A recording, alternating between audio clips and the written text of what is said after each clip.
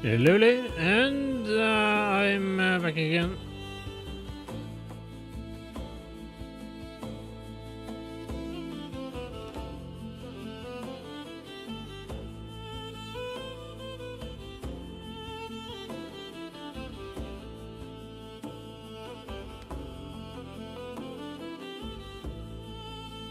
And I'm here to talk a little bit more about this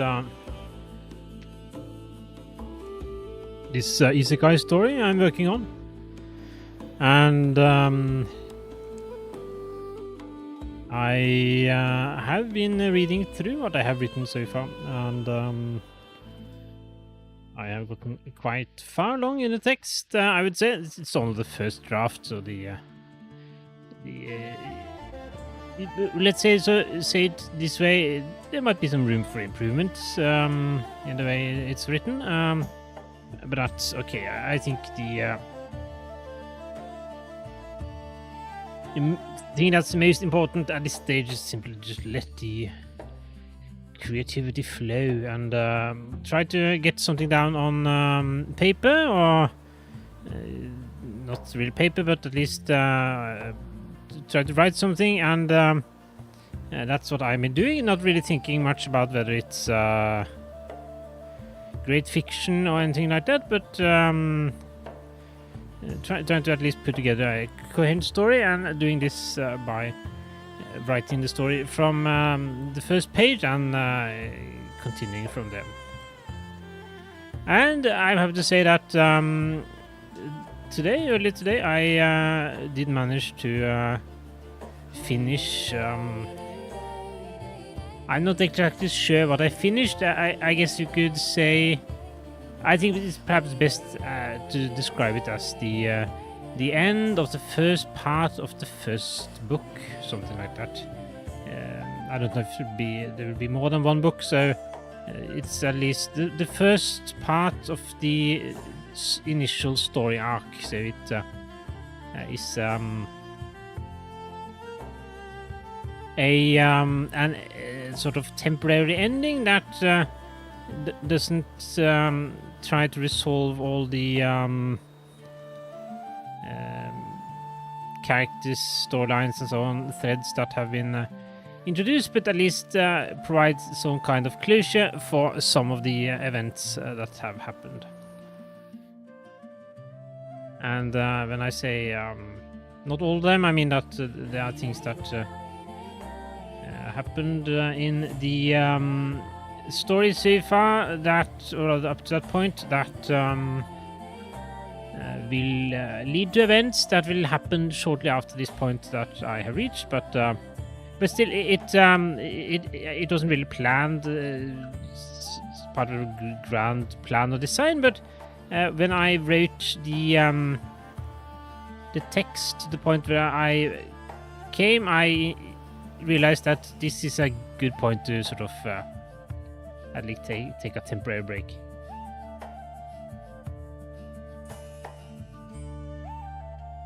And I think it was the last time I streamed, I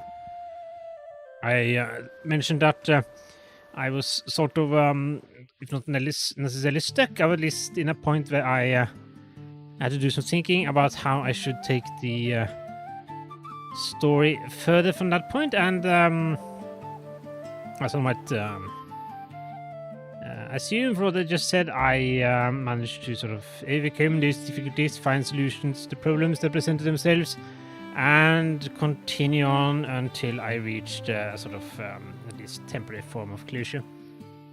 And as part of that process, I managed to introduce some new characters. One of them, I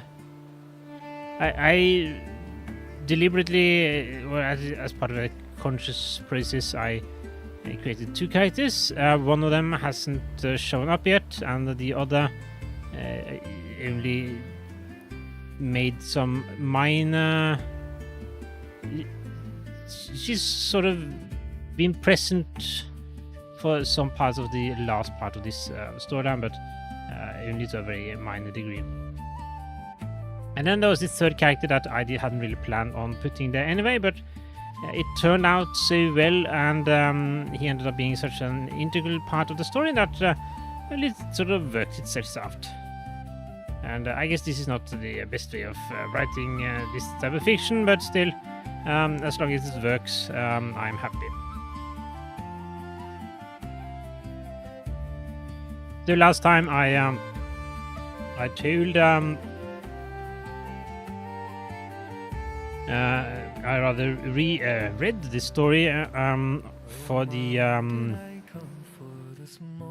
point where the protagonist and his two newfound companions go meet this wand seller for, well, it's the second time that let's call it that any of the characters have met him, and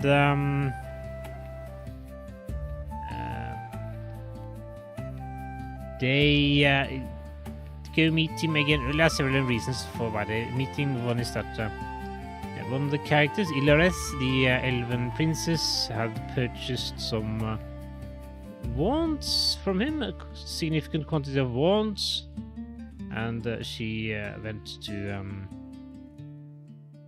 receive the wands that she had ordered. But that was not the main reason. The main reason was that they wanted to find out more about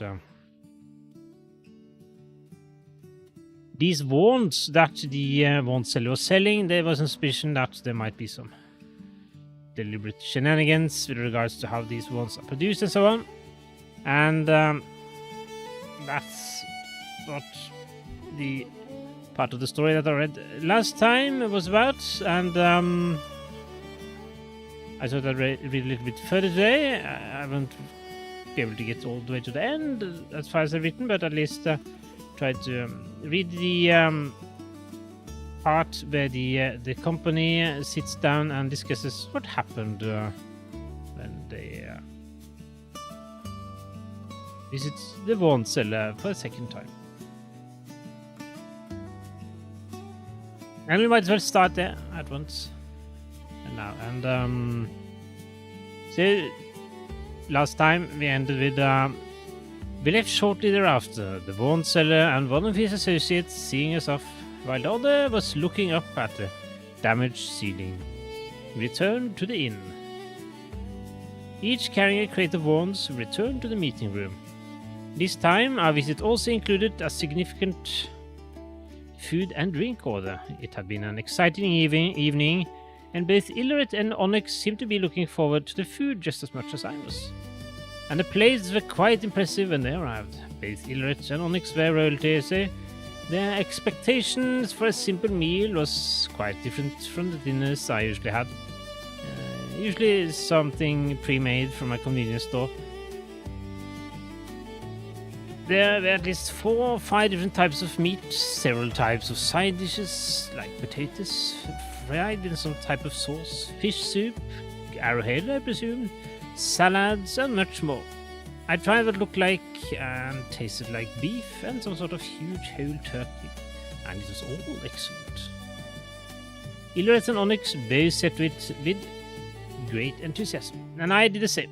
This was far beyond what I was used to, and all the food I had tasted in this village had been fantastic. Having cleaned all the plates and the subsequent dessert, a big cake covered with fruit, they both leaned back with a satisfied look. Their attention slowly drifted away from the food and towards me. So, Onyx started. What did you think of my wand play? Quite impressive, right? I doubt there are many that would have been able to match the wand use of another mage in the same way you have the privilege of witnessing. And then there was my marvelous illusion. And Ilareth played the naive princess perfectly, but then again, she always does. Ilareth looking confused. Naive? So, Onyx continued. Were you able to bring anything to the table? We certainly provided you with the opportunity. Having put aside the floppy hat while eating to avoid it flopping down into the soup, I now put it on again, looking at them sagely through the lens-free frames. I believe I do, I answered. Onyx sounded half impressed, half skeptical. So the big question, did you see any different in the way the two wands behaved? It always sounded like a teacher asking a student if they had understood a simple lesson. Yes, I replied, there definitely was.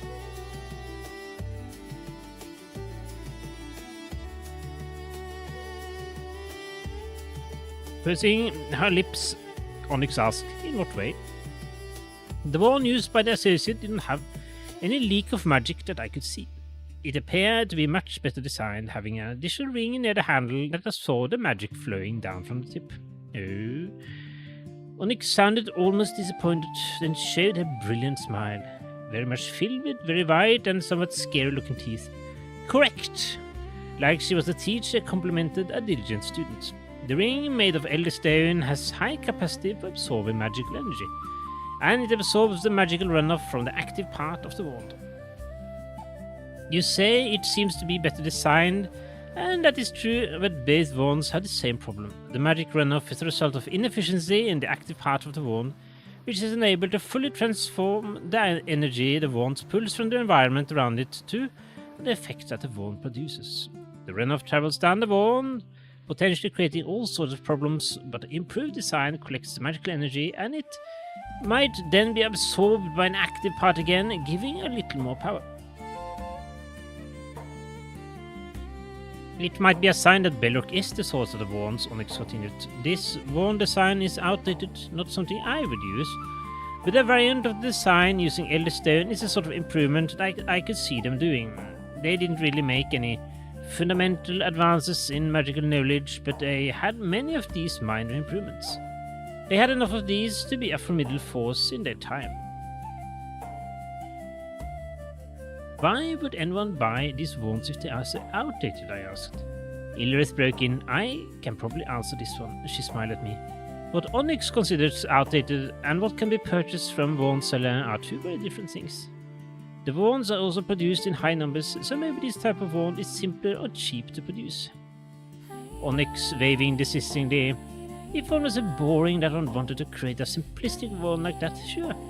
It is two simple pieces, the wand and the handle, and the enchantment is not complicated either. Much of the preparation can be done by a weak magician, and the final step is neither very tiring or time-consuming. Say a group of 5 mages, 1 powerful, 4 weak, 2 or 3 wood-carving artisans, and a craftsman can probably make 5 wands a day. You can scale this up by adding more people, but you will probably be limited by material problems. There are items you need for enchantment that can be difficult to get many of. Magic is just as the skill of obtaining what you need as it is getting magical energy to do what you want. But if you have the resources of a country behind you, this gets easier.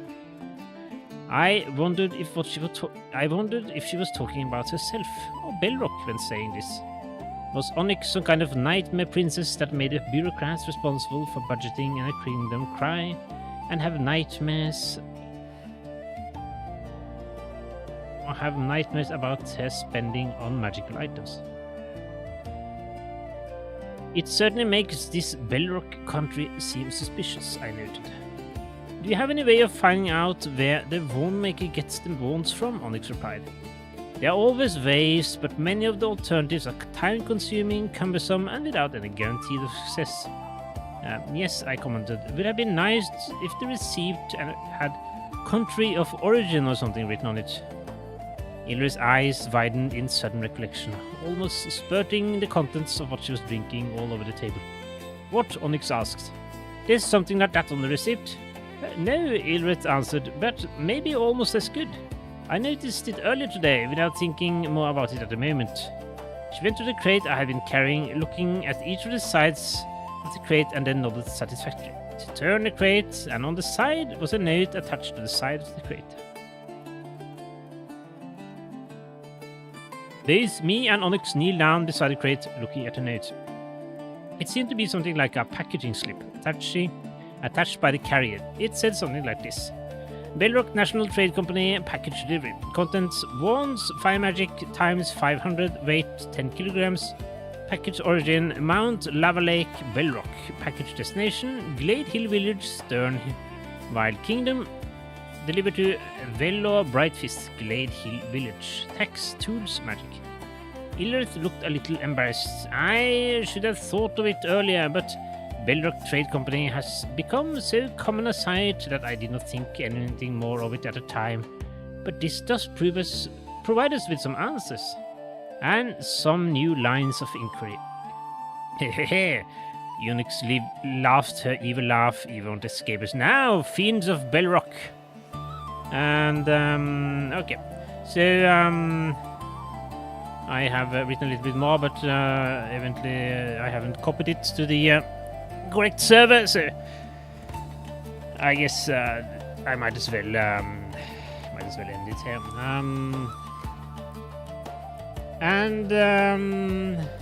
Yes, so that's it. They did find out a little bit more about the wands, and that's partly what leads into the next parts of the story. We have basically them trying to find more about this trading company and the outcome of that. And at that point, the first part of the story ends. I haven't counted how long it is. I think probably be something like 200 pages or something if you convert it to pages, but so it's not very long. It wouldn't have been very long if it was a single book, but still I'm starting to get some pages down, and I think that some of this will probably be trimmed down a little bit if I'm going to try to improve the text quality a little bit. There are likely several sections that drag on a little bit too long, and that could be written better. So I don't know how long this part that I have written will be when I've finished working on improving the text, but at least at the moment it's a respectable size, I think. And the ending that I did write some time ago, it goes in a slightly different direction than the end of the part 1 that I have written now, so I will have to decide whether I actually go in the direction that I had originally planned, whether I go in a different direction. But if I do go in the direction that I have planned, there will probably be at least 200 or 300 more pages, I think. Maybe, I don't know. We will have to see, I guess. There are, as we saw in the text I read through now, this country, this Belrock, I think, which is the mage country, is sort of coming to focus as the potential protagonist. So you also have this demon kingdom here, so the question is what is the relation between these two, and that is something we do find out a little bit more about.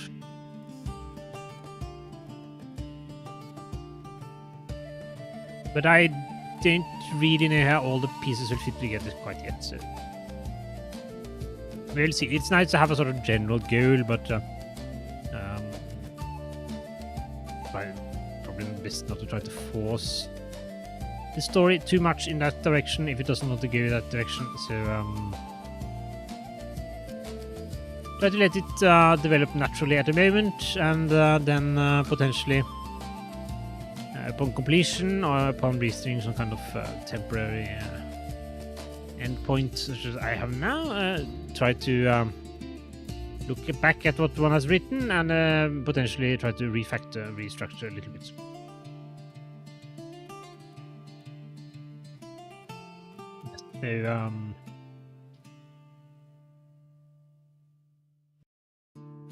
So we'll see. I will probably try to take the text that I've written now, and I'll continue reading it in parts here. But I will also try to take a look at the text as a whole, and as anyone that has tried to read the text when it's up on the screen, it's full of typos and missing words and so on. So I'll probably do one pass through the text just to try to clean it up so that at least it's fairly grammatically correct and so on. And then I'll try to see if I can't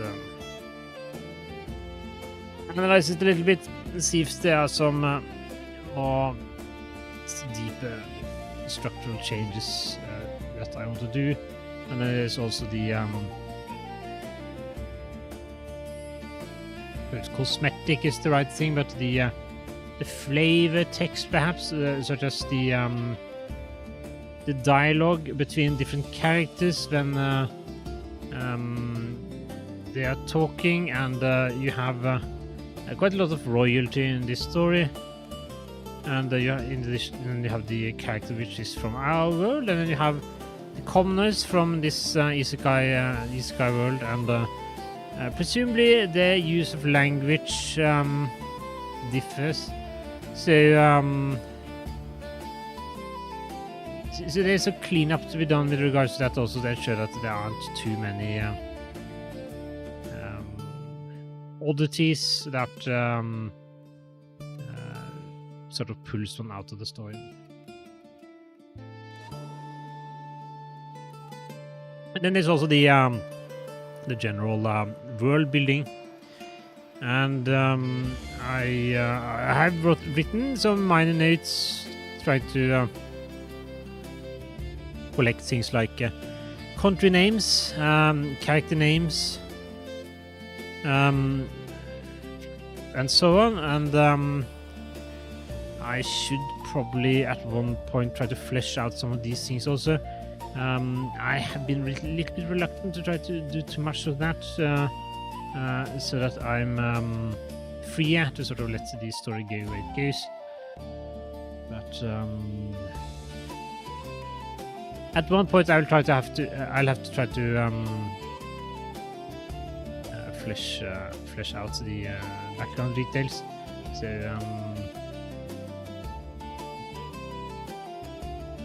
So that's also something to look into. But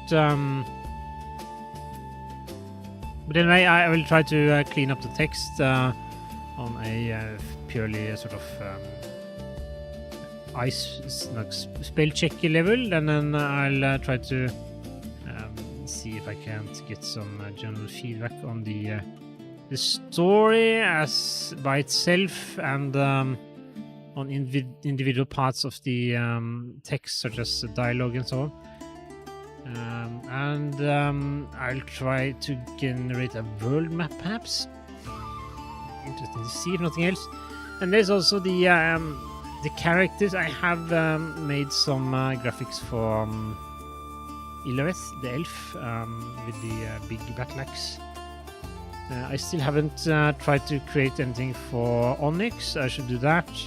And then there's of course the protagonist in his floppy hat and wizard outfit. I don't really know how that will look, but I do want to try to put together some kind of book cover-like graphic that shows them all in some kind of relevant posture or something. So that's also something to work on.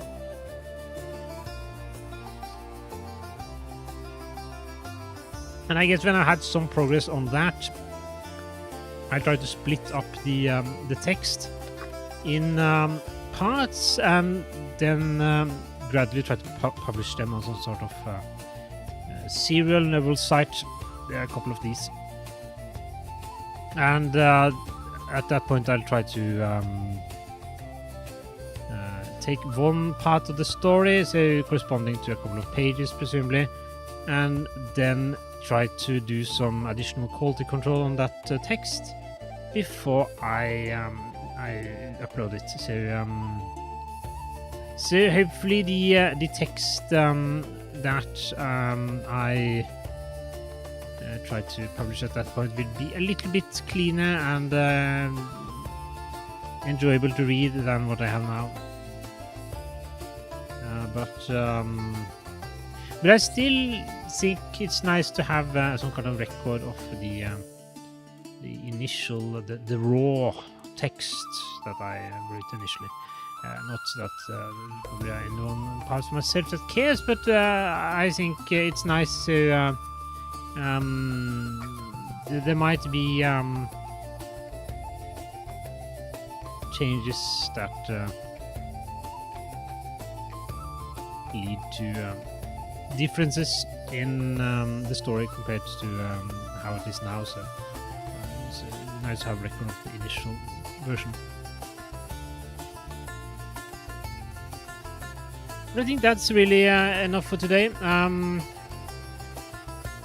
I hopefully be back again soon. I have managed to